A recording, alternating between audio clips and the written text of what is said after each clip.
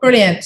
So I've been thinking about what does a high quality home look like with the slightly wide ranging question that we were asked. And in this situation, we all reflect on, and it's the easiest thing to do, is what is our own home like and where have we been in this time? Because that's what we spend our time. So we relate it to ourselves initially. This is a rather hilarious picture. So we did a load of work on our home a couple of years ago, and it ended up quite hilariously on the cover of a magazine called Real Homes. What's funny about this is my real home, but that's not what it normally looks like. It normally looks a lot more like the picture on the left. So there's a boy doing homework and a person doing some other kind of work, and there's lots of stuff everywhere. It does not look like the picture on the right.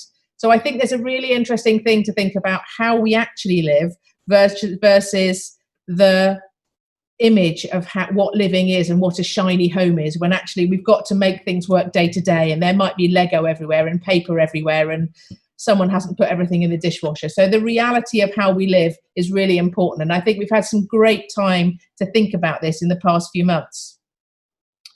I'm really lucky through this reorganisation of the house that I ended up with a flexible space. Didn't really quite know how we were going to use it. It started off being a bit of an office space, bit of a spare room, bit of a dumping ground.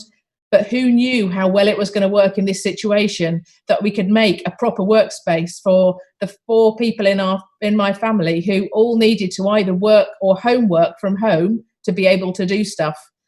And it's been really transformational. But it's a flexible space. It's not a space that you could write on your estate agent's particulars, what is the purpose of this room? And I think there's a lot to learn from that flexibility. It does lots of things, and it's got doors that you can close off and open off. So that I've found really useful.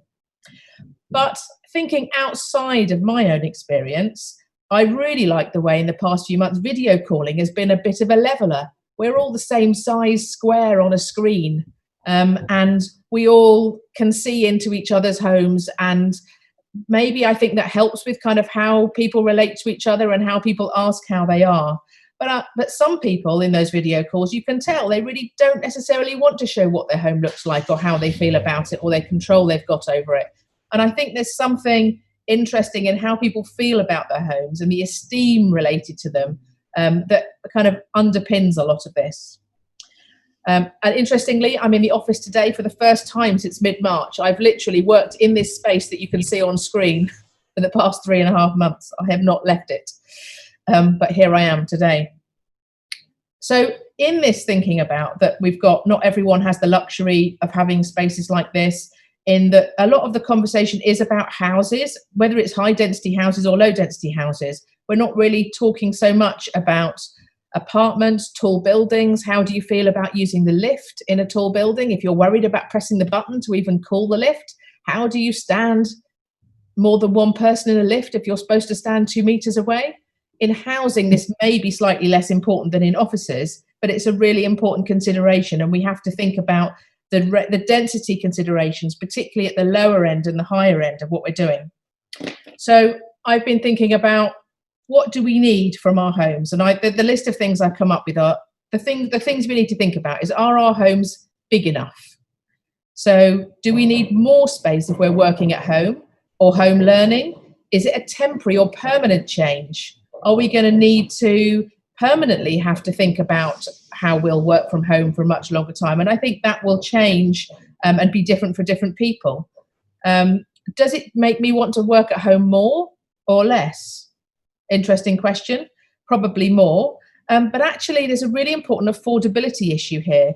And probably we're all limited to some extent, and we'd all say, yes, we'll have more space. But is that possible? Is that something that we can achieve? And it may be something that we might like, but actually there's a bigger housing market issue there. The second thing we would need from our homes is we want them to be flexible enough. Do we need spaces that can be shared, that can have multiple uses, that can be for quiet working, or can have everyone together?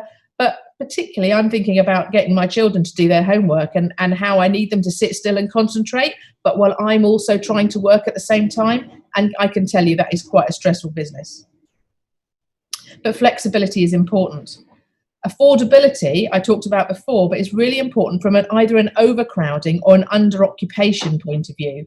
Overcrowding, as Katja referred to in terms of Newham, is clearly creating very specific health inequalities.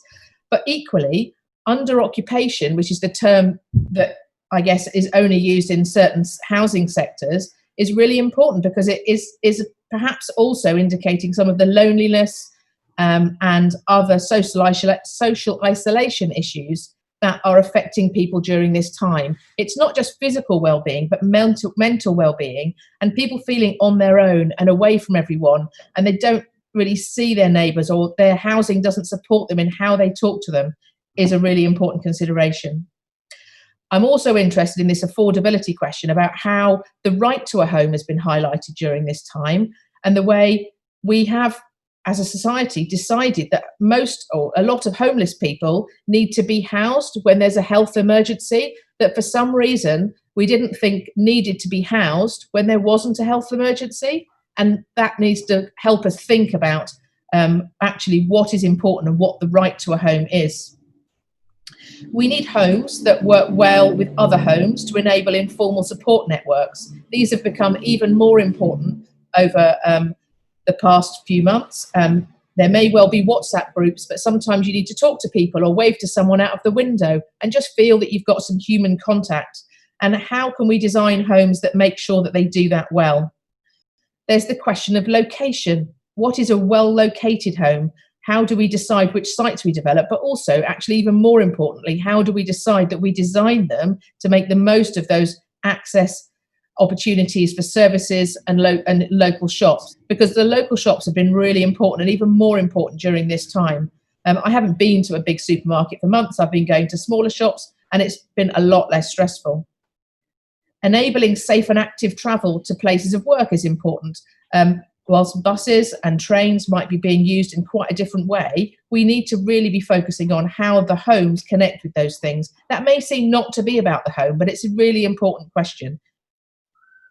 So, has what we need from our homes changed? I've just talked about some of those things, but there's been a definite change in terms of being aware of the space that children need to work from home and for homework or play with others around. The whole idea of homeschooling is sort of a slightly hilarious joke, which has been working better for some than others. But it's not a joke if you just don't have somewhere for your children to get their books out, or even a laptop for them to work on, or space for them to work. It's really, really a serious problem. Some jobs can be more easily done from home. Are there modifications that we could do to jobs or to people's homes that would enable more people to do this, and more flexibility, and less people putting themselves at risk when situations like this arise? I think there's been a bit of a reflection about the value of communal space, but this may be communal in the sense of front gardens having a sense of it may be your space, but you can see it and you can experience it together.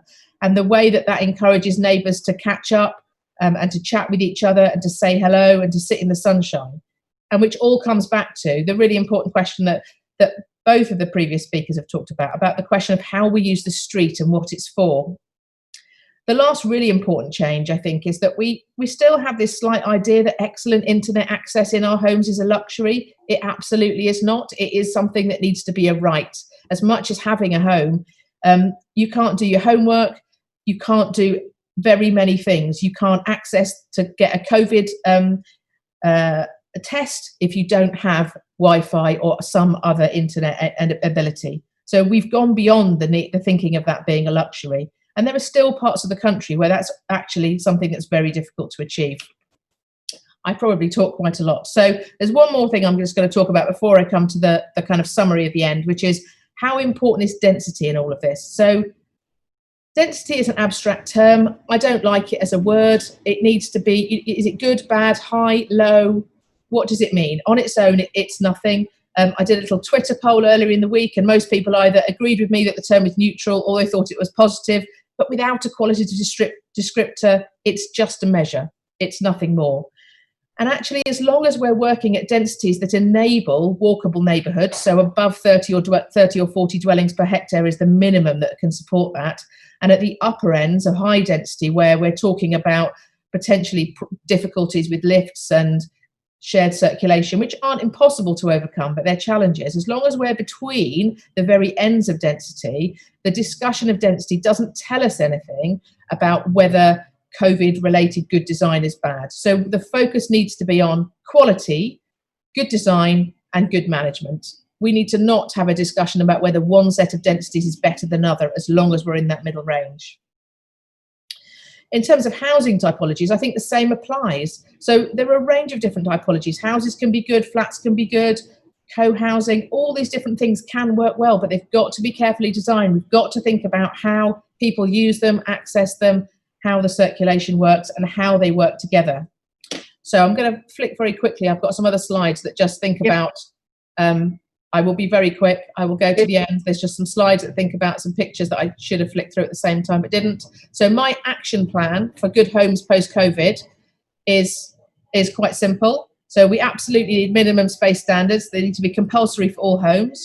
We need to consider the needs of children and everyone within home design. We need flexible layouts, not multiple small rooms. We need private external space for all homes in one form or another.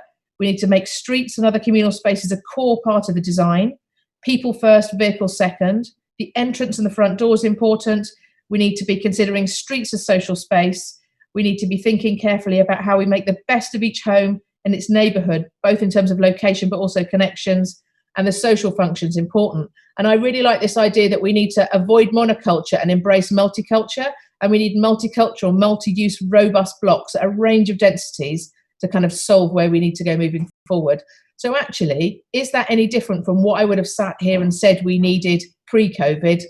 Probably not, but it just reinforces to me how some of those things are important. Thank you. Thank you, Hilary. I think, well, you've certainly kind of posed us a long set of questions and challenges. And I mean, I particularly like that. I think the point you've made is that having adequately sized, well-designed homes is not a luxury. It's not a nice to have, but it has a direct impact on the inequalities with our society. So I think it is something we absolutely need to tackle.